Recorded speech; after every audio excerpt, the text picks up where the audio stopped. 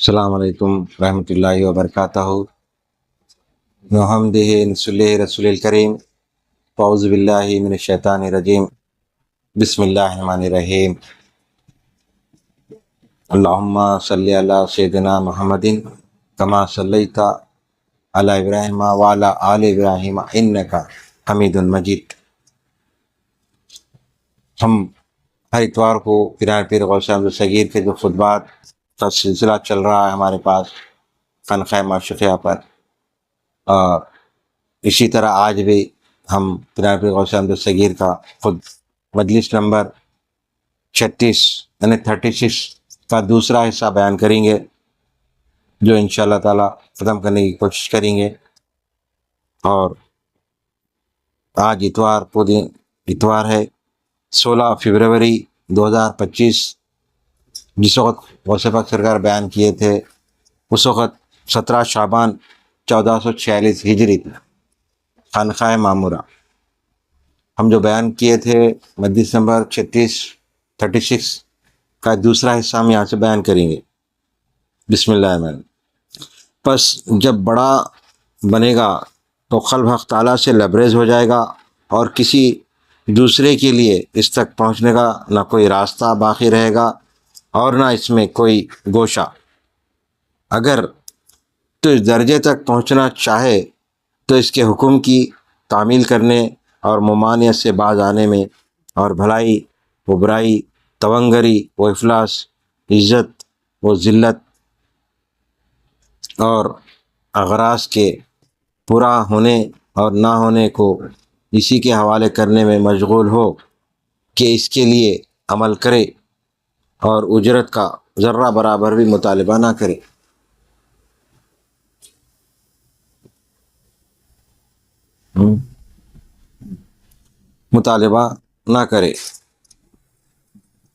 کام کرے اور مقصود کام لینے والے کی خوشنودی اور اس کا قرب ہو، پس اس کا تجھ سے راضی اور تیرا دنیا اور آخرت میں اس کا مخالف بن جانا ہی اجرت بنے،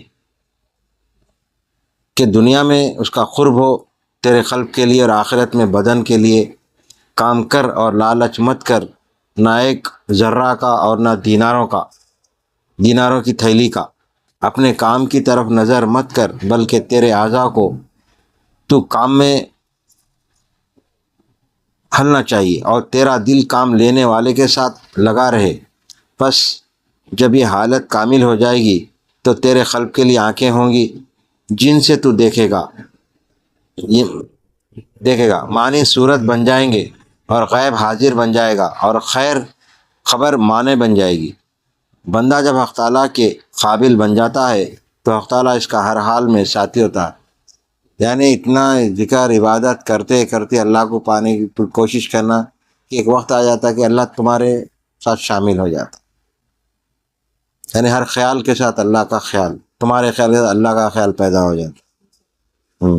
بندہ جب حق تعالیٰ کے قابل بن جاتا ہے تو حق تعالیٰ اس کا ہر حال میں، یعنی حق تعالیٰ کے قابل، یعنی حق تعالیٰ کے قابل، یعنی اللہ کے اتنے مقرب بن جانا کہ وہ تمہارے ساتھ ہر حال میں تمہارے ساتھ محسوس کرنا ہوتا، کہ اس میں تغیر تبدیل فرماتا اور اس کو ایک حال سے دوسرے حال کی طرف منتقل کرتا ہے، اور شراطہ پا معنی اور شراطہ پا ایمان و یقین اور معرفت و مشاہدہ بن جاتا ہے۔ یعنی ذکر عبادت اتنی کرو اس کو پانے کے واسطے تو تمہارے ہر فعل میں وہ نظر آنے لگ جاتا۔ ایسی نہیں آ جاتا سال 2 سال 5 سال 10 سال میں، برسوں لگ جاتے۔ اگر پیر کامل کی طرف زیادہ توجہ دیے تو جلدی حاصل ہو سکتا ہوں۔ یہ تو اللہ کے ہونے کا ثبوت ایسا ایسا ملنا لگ جاتا، تو وہ کیا برا، اللہ تعالیٰ کیا برا، میں اتنا وسیع اور عریض ہوں کہ پوری زمین اور آسمان تک بھی میں نہیں سمجھ سکتا۔ اللہ برا میں یہ پوری زمین آسمان بھی میرے لیے ناکافی ہے، تو ان کیا برا، ہاں میں سمجھ سکتا ہوں ایک جگہ، اور وہ جگہ ہے انسان کے قلب میں، یعنی دل میں۔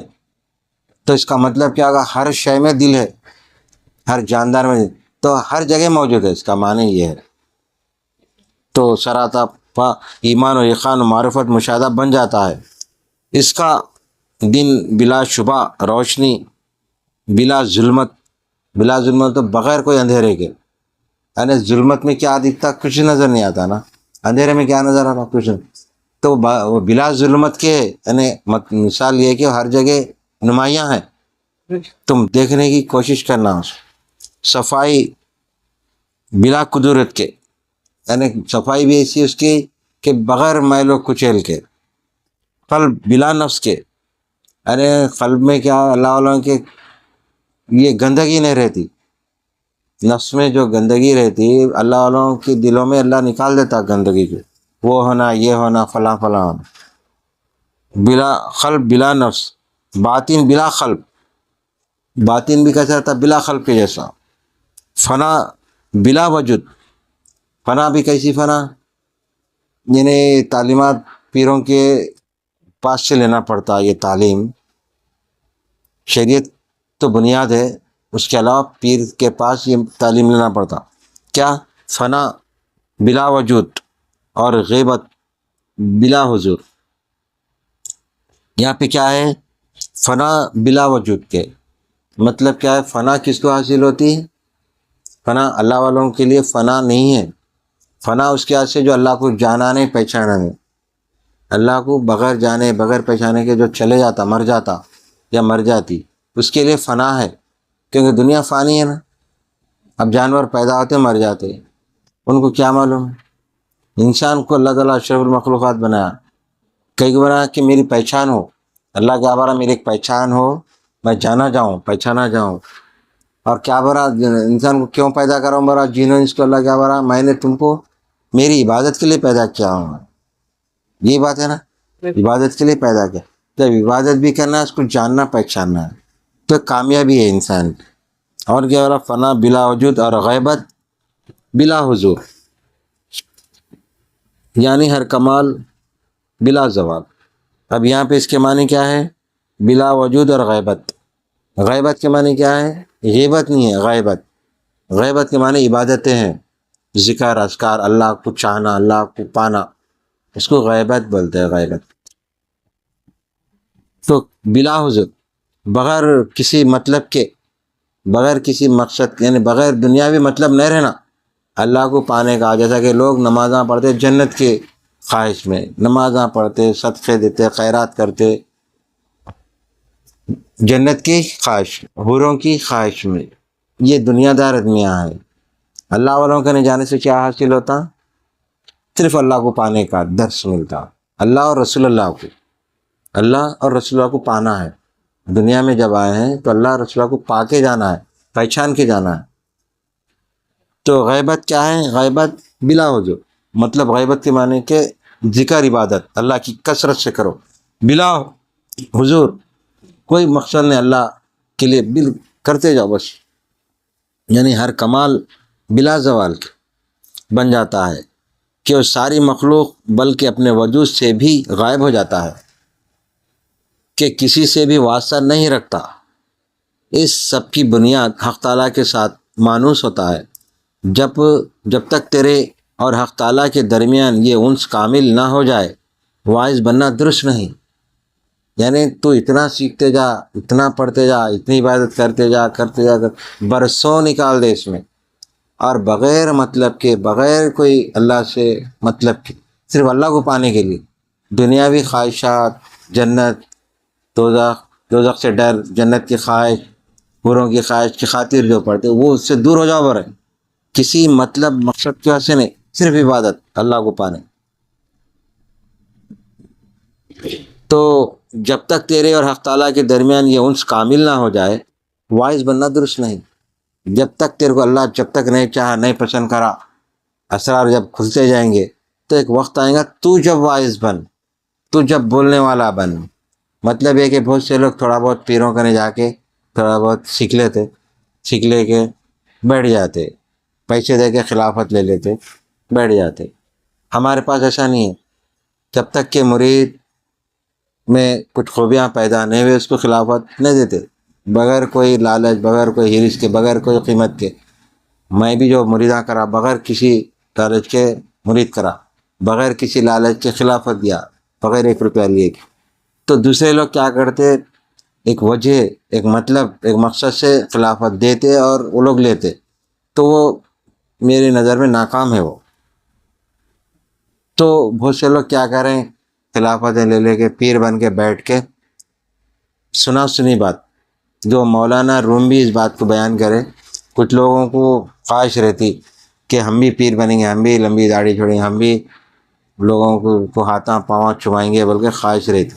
تو اس میں کیا کرتے، کہیں بزرگوں نے بیٹھ کے واز سن لیتے، سن کے چار لوگوں کو بٹھا کے سنا سنی بات کرتے۔ اس کی مثال مولانا روم دے رہے ہیں، جیسا کہ گویا ہے، گویا کو رٹا دیے کوئی گانا، انہیں پڑھ کے رٹ لے کے برابر وہ گانا یا غزل گاتا، تو لوگ سمجھتے کتنا اچھا گایا، دیکھو واہ واہ واہ۔ تو اسی طرح کچھ دنیا دار لوگ ایسے بھی ہیں، سب نہیں ہے، پیر کامل بھی ہے، پیر بھی ہے، اچھے اچھے پیر بھی ہے، اور دکھاوے کے بھی پیر ہے۔ تو ویسے لوگوں سے بچنا چاہیے، بتا رہے ہیں۔ تو ویسے لوگوں کا جو چار لوگوں کو جمع کر کے واز کرنا، وہ ویسا غلط ہے، بولے غوث پاک سرکار بھی فرما رہے ہیں وہ غلط ہے۔ اللہ تم کو ایک وقت لائیں گا، تم اس قابل بن جائیں گے تو اللہ بٹھائیں گا، تو جب بیٹھ کے تم کرنا ہے کام، میں نے پیری مریدی تعلیمات دینے کا کام، وہ اللہ لیں گا کام۔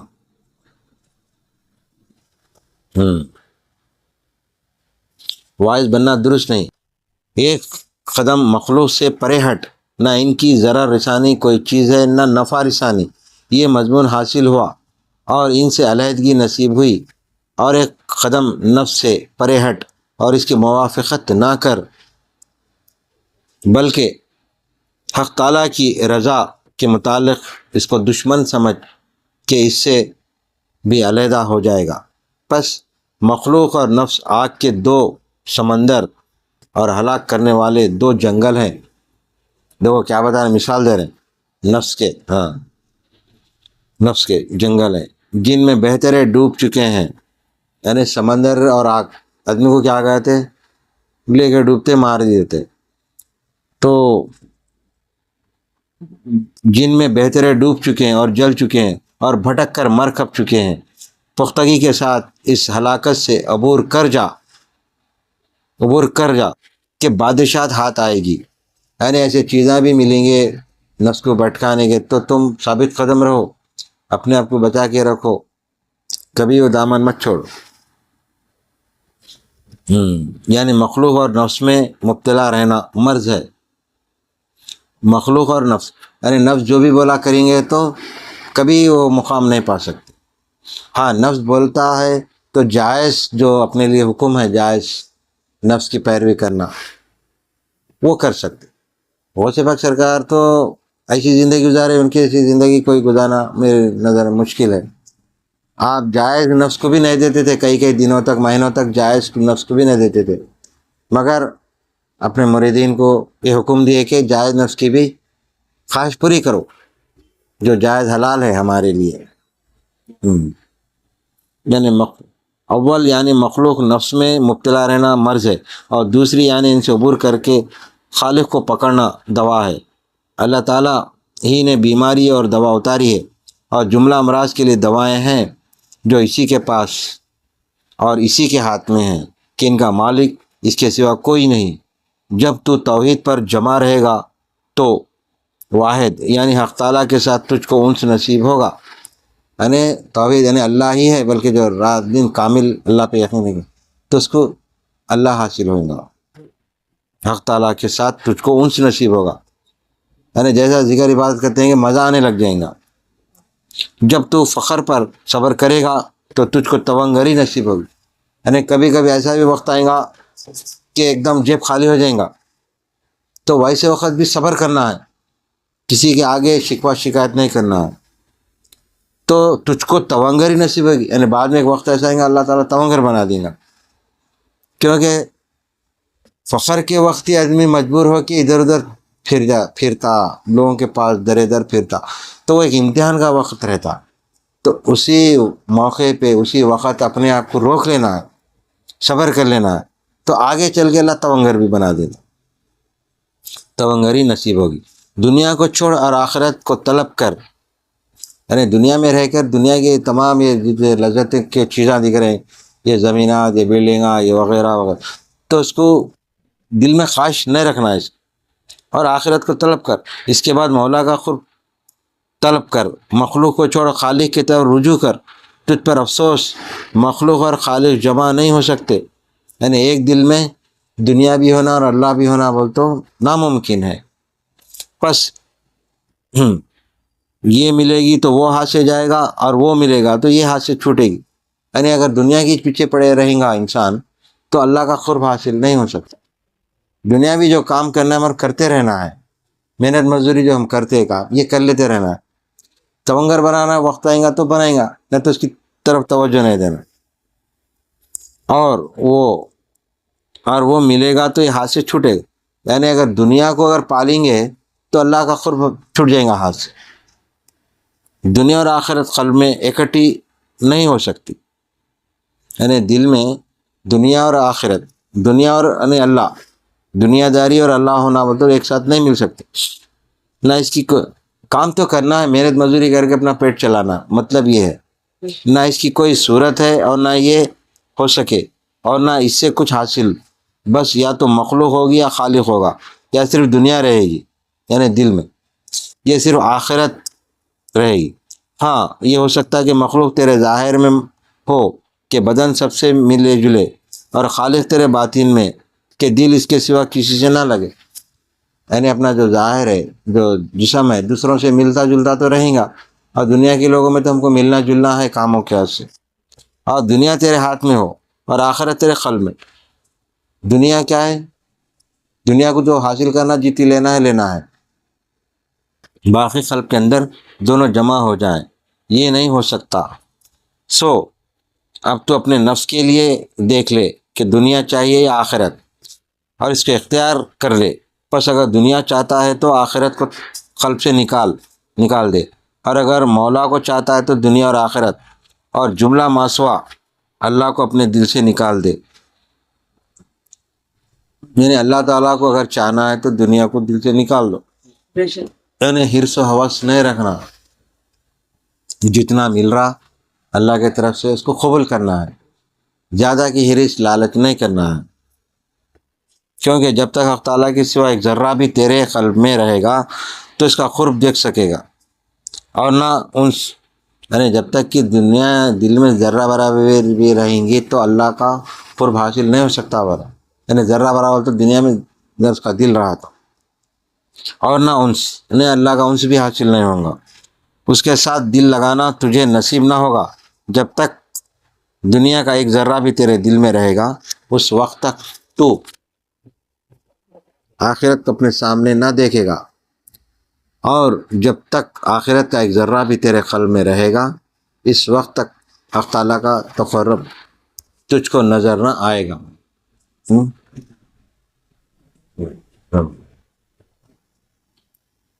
تجھ کو نظر نہ آئے گا۔ سمجھدار بن کہ اس کے دروازے پر نہ آ مگر صدق کے پاؤں سے، کہ پرکھ والا خدا بڑا داتا ہے۔ تجھ پر افسوس، تو نے مخلوق سے پردہ کیا، خالق سے نہ کیا۔ تیرا پردہ کیا سفید ہو، یعنی مطلب ہے کہ اللہ سے جو مانگنا ہے، اللہ کی عبادت کرنا، وہ چھوڑ دیے، وہ چھوڑ کے در در لوگوں کے پاس پھر رہے ہیں، فلاں کے پاس دنیاوی کاموں کا، جو کوئی بھی تمہارا کام کرنے والا نہیں، بجائے اس کے اللہ کی ذکر عبادت کرتے رہو۔ عنقریب مخلوق کے نزدیک بھی تیرا پردہ فاش ہو جائے گا کہ کارکنان قضا و قدر تیری جیب اور تیرے گھر کے اندر سے سب جمع پونجی نکال لیں گے۔ مطلب قضا و قدر، جیسا کہ اگر اللہ کی طرف سے طے ہے کہ نقصان پہنچنا ہے، تکلیف، تو ہو کے رہیں گا، تو اسی لیے ذکر عبادت اللہ کی کرتے رہو بار بار۔ آئے ٹوٹے ہوئے کنج کو اپنے کھانے کے اندر نکالے بغیر چھوڑ دینے والے اپنے ہریسہ کے کھاتے وقت تجھ کو حقیقت واضح ہو جائے گی، اور اسے زہر کھانے والے عنقریب اس کا اثر تیرے بدن میں ظاہر ہو جائے گا۔ حرام غذا کھانا تیرے دین کے بدن کے لیے زہر ہے، اور اپنے خدا کی نعمتوں کا شکر چھوڑنا تیرے دین کے لیے زہر ہے۔ یعنی حرام مال جو کھاتے اس کو ورن زہر ہے، جو جائز ناجائز نہیں دیکھتے گین سے بھی آیا، اس کو زہر بتا رہے ہیں حرام مال۔ حق تعالیٰ تجھ کو محتاجی اور مخلوق سے بھیک مانگنے اور ان کے دلوں سے تجھ پر ترس کھانا نکال لینے کی سزا دے گا، اور اسے اپنے علم پر عمل کے چھوڑنے والے تجھ کو عنقریب وہ تیرا علم بھلا دے گا اور تیرے قلب سے اس کی برکت دور کر دے گا۔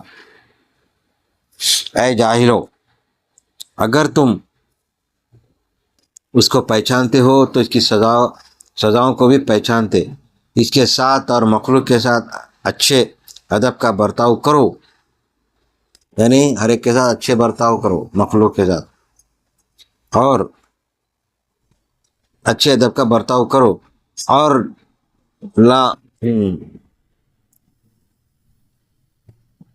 لا تعیل کلام کو کم کرو، یعنی بیکار بحث مباحثے جو کرتے، لوگوں سے خواہ کسی بات پہ الجھ جاتے، جو بلا ضرورت جو بات کر لیتے بیٹھتے نا، جیسا کہ کوئی کام کی بات نہ رہی، تو اس سے بھی رک جاؤ، اس سے بھی اپنی طاقت کو ضائع کر رہے ہیں، اپنی اندر کی جو طاقت اس کو ضائع کر رہے ہیں، کمزوری پیدا ہو جاتی اور گناہ میں بھی پڑتے، تو بلا وجہ کلام نہیں کرنا چاہیے۔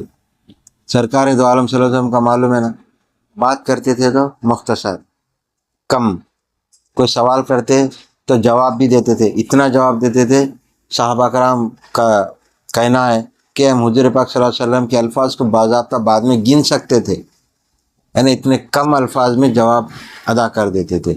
تو ہمارا بھی کام کیا ہے؟ بلا ضرورت بات نہیں کرنا، بے وجہ بات نہیں کرنا، کام کی بات کرنا، اگر دین کی بات رہی تو کرنا زیادہ۔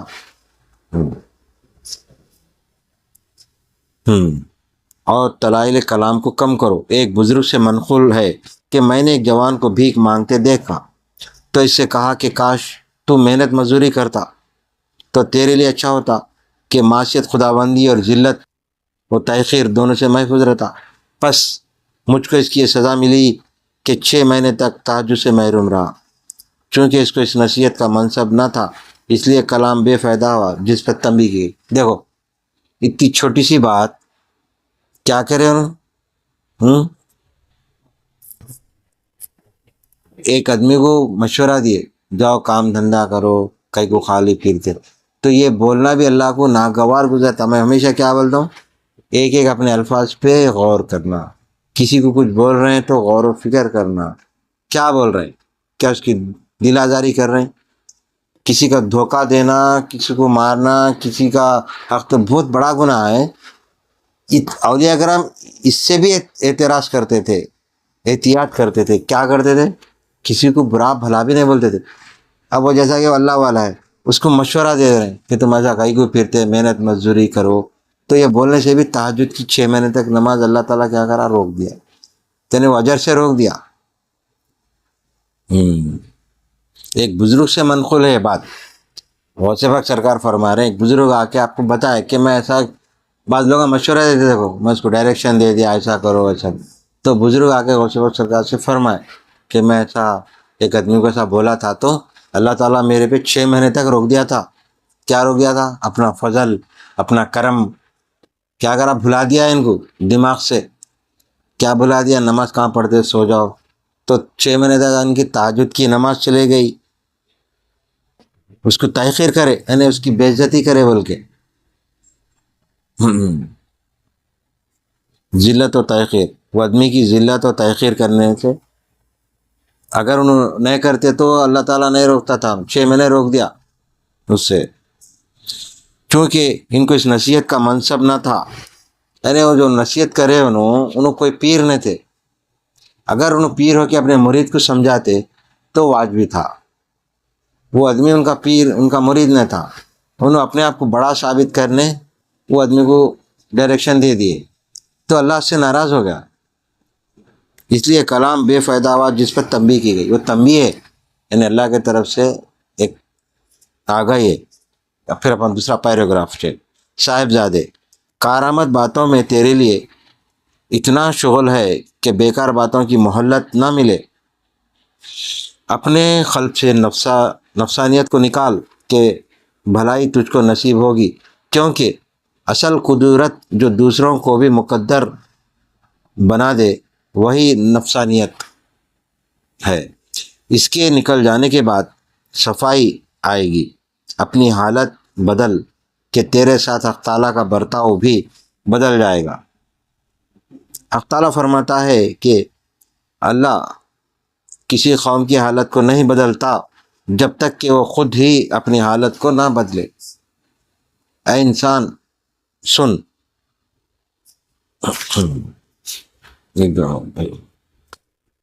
اگر صاحبزادے کارآمد باتوں میں تیرے لیے اتنا شغل ہے کہ بیکار باتوں کی مہلت نہ ملے، یعنی اپنے آپ کو بیکار باتوں میں بیکار وقت ضائع مت کرو، یا تو کام کرو کوئی، یا تو ذکر عبادت کرو، یا خاموش رہو۔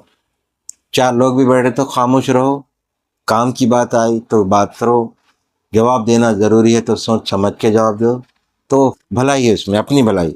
اپنے قلب سے نفسانیت کو نکال کہ بھلائی تجھ کو نصیب ہوگی، کیونکہ اصل قدرت جو دوسروں کو بھی مقدر بنا دے وہی نفسانیت ہے۔ اس کے نکل جانے کے بعد صفائی آئے گی۔ اپنی حالت بدل کہ تیرے ساتھ حق تعالیٰ کا برتاؤ بھی بدل جائے گا۔ حق تعالیٰ فرماتا ہے کہ اللہ کسی قوم کی حالت کو نہیں بدلتا جب تک کہ وہ خود ہی اپنی حالت کو نہ بدلیں۔ ہم یہاں پر اس خطبے کو غوث پاک سرکار کے یہاں پر روک دیتے ہیں۔ انشاءاللہ پھر آئندہ ہم یہ مجلس نمبر 36 کو جاری رکھیں گے، جو یہ دوسری قسط ہوئی۔ انشاءاللہ تیسری قسط میں یہ خطبہ ختم ہو جائے گا۔ اللہ سے دعا کرتے ہیں یا اللہ ہم تمام کو سیدھے راستے پر چلا، تمام بلایات آفات سے پریشانی سے محفوظ رکھ، اور اپنے خاص فضل میں ہم لوگوں کو رکھ، اپنے کرم سے ہم تمام کے جو حاجات ہے وہ پورے کر، ہم تمام کو یا اللہ اپنے فضل اور کرم سے محفوظ رکھ، اور حاسدوں کی حسد سے، دشمنوں کی شر انگیزی سے، تمام پریشانیوں سے ہم تمام کو محفوظ رکھ۔ تمام مریدین متقدین کے جو حاجات ہے جو لے کر آئے یہاں پر، ان کے بھی حاجتوں کو پورا کر، اور جو میرے افراد خاندان جو حاجتوں کے لیے ان کے بھی حاجتوں کو پورا کر، ہم تمام کو ایمان پر قائم اور دائم رکھ۔ حضور پاک صلی اللہ علیہ وسلم کی سنتوں پر چلنے کی توفیق عطا فرما۔ پیر پیر غوث احمد صغیر رضی اللہ تعالیٰ کی ان تمام تعلیمات پر ہم سب کو چلنے کی توفیق عطا فرما۔ بفضل سبحانک رب العزت عما یصفون والسلام علی المرسلین والحمد للہ رب العالمین، بحق لا الہ الا اللہ۔